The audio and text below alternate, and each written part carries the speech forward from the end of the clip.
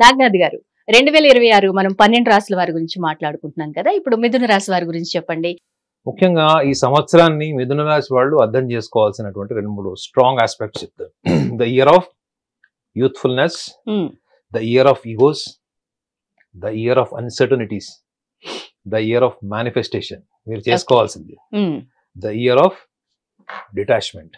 Okay, ఇవన్నీ కూడా ఈ సంవత్సరంలో వీళ్ళు దశల వారీగా రకరకాల అనుభూతులు గ్రహస్థితి బట్టి వీళ్ళు ఫేస్ చేస్తారు వీళ్ళు. సో మిథున రాశి వాళ్ళకి ఈ సంవత్సరము ఫైనాన్షియల్ ఇయర్ అని కూడా చెప్పచ్చు వాళ్ళకి.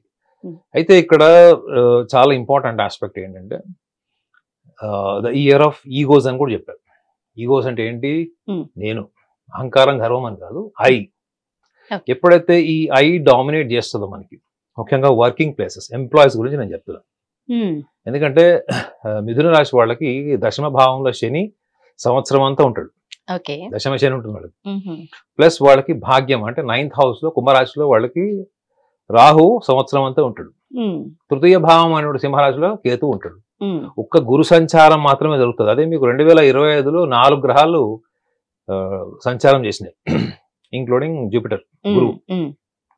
కానీ ఈ సంవత్సరంలో ఒక్క గురువు అంటే మేజర్ గా ఒక సంవత్సర కాలం ఒక రాశిలో ఉండేటువంటి గ్రహం ఉన్నది, గురుగ్రహం ఒకటే వీళ్ళకి ట్రాన్సిట్ ఉంటుంది.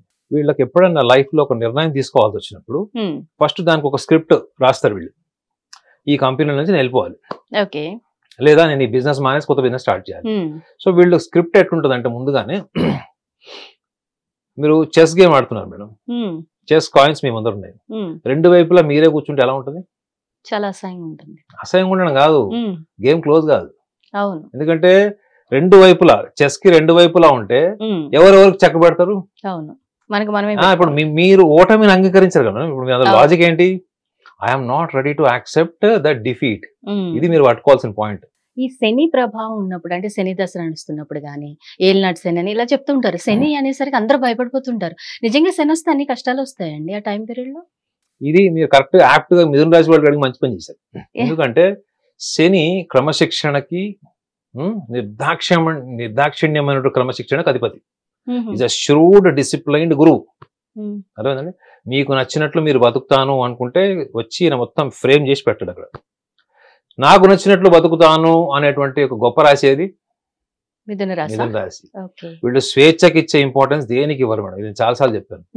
స్వేచ్ఛతోని నాకు 10,000 వచ్చినా చాలు, నిర్బంధంతో ఉండి పని చేసి 1,00,000 రూపాయలు వచ్చినా నాకు వద్దు. చూడండి వీళ్ళ సిద్ధాంతం ఎట్లుంది.